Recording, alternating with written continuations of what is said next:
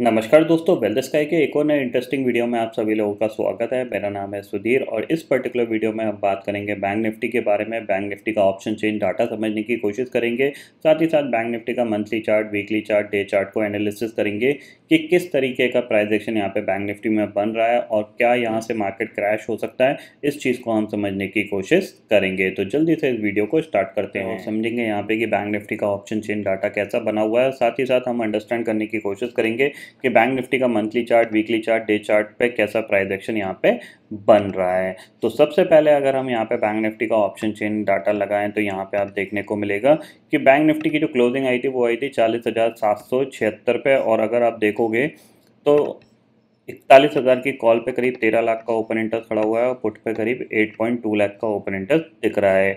40,800 की कॉल पे 5 लाख का ओपन इंटरेस्ट है और पुट पे करीब करीब 4 लाख का ओपन इंटरेस्ट दिख रहा है। इसके नीचे कोई भी कॉल राइटर्स नहीं है ज़्यादा एग्रेसिव, बट पुट राइटिंग में देखा जाए तो ठीक ठाक ओपन इंटरेस्ट हर एक स्ट्राइक प्राइस पे बना हुआ है। यानी ऊपर की तरफ आपके पास जो इंपॉर्टेंट रेजिस्टेंस बनता दिखाई दे रहा है वो 41,000 है। 41,000 के ऊपर की क्लोजिंग आना दोबारा से इम्पॉर्टेंट रहेगा बैंक निफ्टी के लिए। और अगर हम बात करें, अगर 41,300 के ऊपर सस्टेन करने लगता है तो फिर जाहिर सी बात है ट्रेंड आपका पॉजिटिव ही रहेगा। यहाँ पे ये पॉइंट आपको ध्यान में रखना है।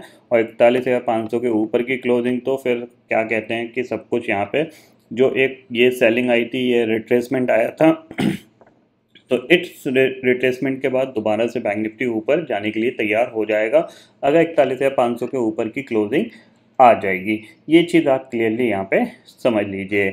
चार्ट पे चलते हैं तो चार्ट को अंडरस्टैंड करते हैं। तो सबसे पहले हम लगाते हैं मंथली चार्ट। अब मंथली चार्ट पे क्लियरली दिख रहा है कि अभी भी हमें कोई बेयरिशनेस बैंक निफ्टी में नहीं दिख रही है। अभी भी अगर देखा जाए तो ऑलमोस्ट हम क्लोजिंग बेसिस पे जहाँ पे अभी भी क्लोज हो रहा है, सबसे हाईएस्ट लेवल की ये क्लोजिंग है 40,776 की। ये चीज़ आप क्लियरली ध्यान में रखिएगा। और प्राइस एक्शन के तौर पे अगर आप थोड़ा सा अंडरस्टैंड करोगे तो देखो यहाँ से ये पूरा इतना गिरा, फिर ये रिट्रेसमेंट था, फिर ऑलमोस्ट इसने ये मंथली चार्ट पे आपका डबल बॉटम बनाया है और फिर उसका ये ब्रेकआउट है। मतलब ये ब्रेकआउट है और अगर मंथली बेसिस पे देखा जाए तो ये काफ़ी इम्पॉर्टेंट है कि बैंक निफ्टी स्टिल बुलिश है। और जब तक बैंक निफ्टी बुलिश रहेगा तो हो सकता है निफ्टी आपको ज़्यादा गिरता हुआ नहीं दिखाई दे। निफ्टी जो बेसिकली ड्रैग हो रहा है वो आईटी स्टॉक्स की वजह से ज़्यादा हो रहा है और आईटी स्टॉक ऑलरेडी बहुत ज़्यादा करेक्टेड हैं। तो मोस्ट प्रॉब्ली ये जो करेक्शन आएगा आईटी स्टॉक्स में, ये लास्ट करेक्शन होगा। इसके बाद ये आपको रिबाउंड करते हुए दिखाई दे सकते हैं। ये पॉइंट आपको ध्यान में रखना है। तो बैंकिंग के लिए तो सब कुछ पॉजिटिव है। थोड़ा सा जो नेगेटिव है वो आईटी स्टॉक्स के लिए है।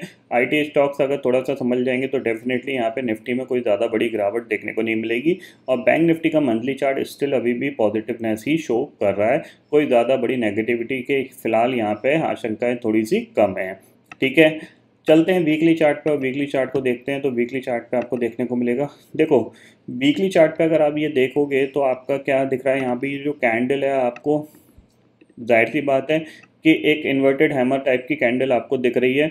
अब जाहिर सी बात है ऐसी कैंडल है, मतलब मार्केट ऊपर गया और ऊपर से सेलिंग आई है, तो हो सकता है आपको जो कल से जो वीक स्टार्ट हो रहा है इसमें एक नेगेटिव कैंडल बनती हुई दिखाई दे सकती है। बट एक चीज़ यहाँ पे मत भूलना कि ऑलरेडी ये जो प्रॉफिट बुकिंग आ रही है ये इवेंट से पहले की प्रॉफिट बुकिंग है। जैसा कि आपको पता है कि आपका 20-21 तारीख को आपका यूएस की फेड मीटिंग है और 21 तारीख को आउटकम आएगा और जाहिर सी बात है इंटरेस्ट रेट हाइक्स होंगे ही होंगे।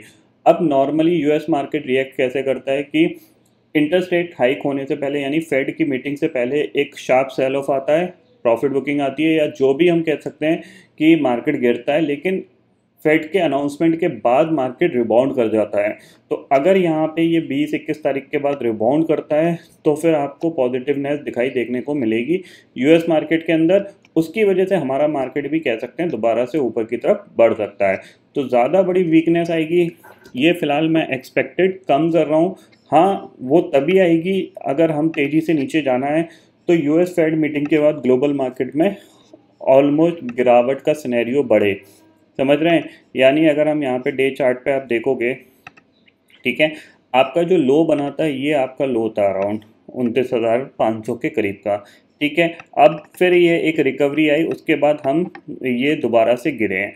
अब ऑलमोस्ट हम कह सकते हैं कि आपका 30,800 के आसपास डाउ जोन्स है।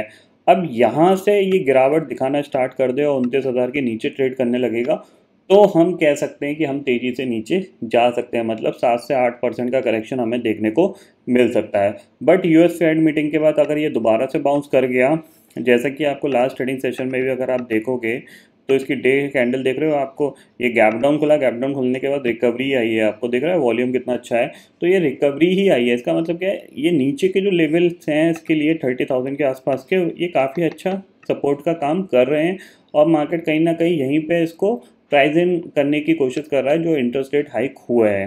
ठीक है, ये पॉइंट आपको ध्यान में रखना है। और जैसा कि मैंने बताया आपको कि पिछली बार भी ऑलमोस्ट यूएस फेड के इंटरेस्ट रेट बढ़ने के बाद तेज़ी से मार्केट ऊपर की तरफ शॉर्ट अप कर गया था।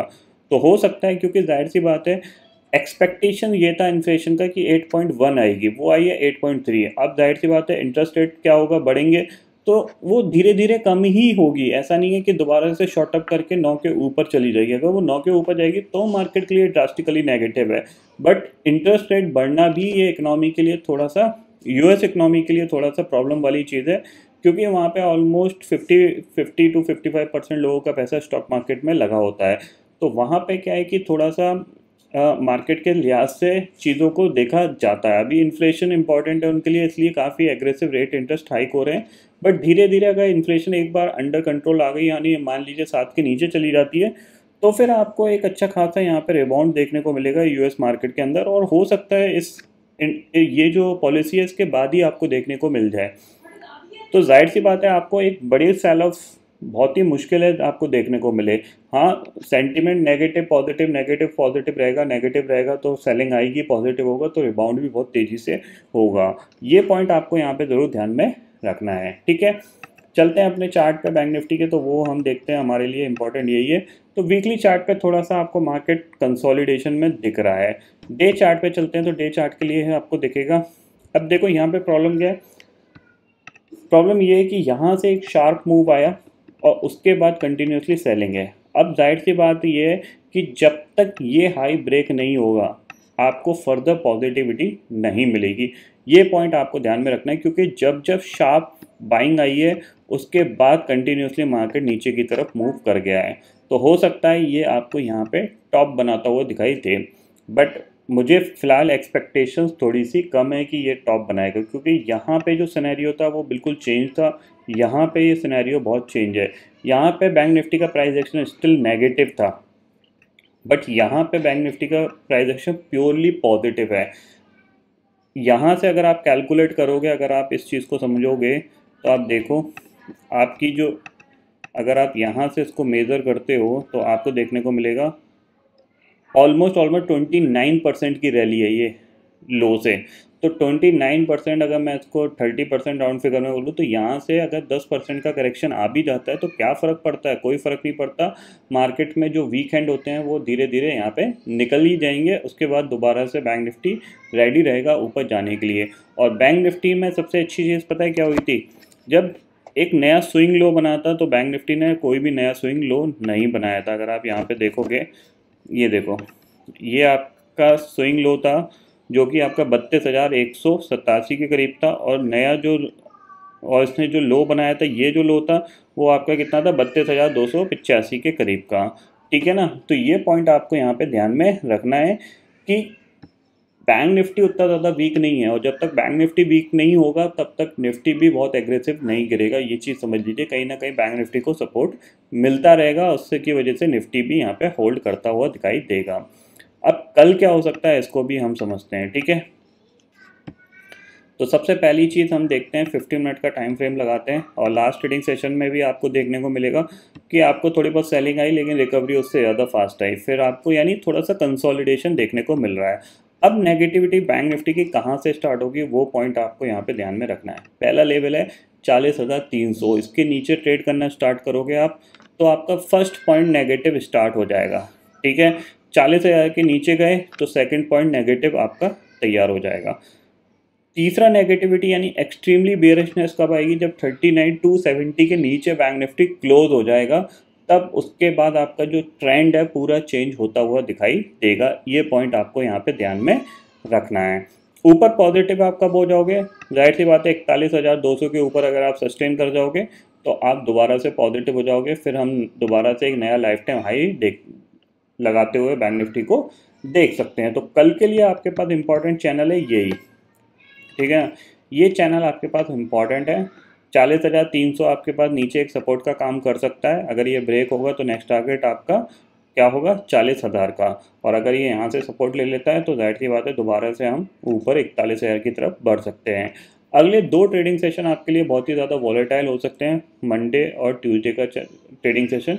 वेडनेसडे का थोड़ा सा साइडवेज रह सकता है क्योंकि वेडनेसडे रात में इवेंट होगा, तो जाहिर सी बात है जो एक्सपायरी का वाला दिन है वो आपके लिए बड़ी गैप अप और गैप डाउन में कन्वर्ट हो सकता है। ये पॉइंट आपको यहाँ पे ध्यान में रखना है। तो बैंक निफ्टी के लिए सारे पॉइंट आपको यहाँ पे क्लियर हो गए होंगे। ग्लोबल मार्केट की सिचुएशन में ऑलरेडी बता चुका हूँ, लास्ट ट्रेडिंग सेशन में गैप डाउन ओपनिंग के बाद रिकवरी देखने को मिली थी और डाउ जोन्स करीब 139 पॉइंट, नैस्डैक करीब 100 पॉइंट गिर के बंद हुआ था। तो ऐसी कोई बेरिशनेस यहाँ पे हमें फिलहाल तो नहीं दिख रही है, बट सेंटीमेंट नेगेटिव है जिसकी वजह से सेलिंग ज़्यादा रहती है, बाइंग थोड़ी सी कम रहती है। ये पॉइंट आपको यहाँ पे ध्यान में रखना है। तो आई होप दोस्तों ये पर्टिकुलर डाटा आपको समझ में आ गया होगा। दोस्तों फिलहाल इस वीडियो में इतना ही है। आई होप ये वीडियो आपको पसंद आएगा। वीडियो पसंद आता है तो लाइक और शेयर जरूर करिएगा और चैनल को जो सब्सक्राइब कर लीजिए, क्योंकि मैं सुधीर लेके आता रहूँगा हर दिन आपके लिए नए नए वीडियो। इसी के साथ शुक्रिया दोस्तों, जय हिंद।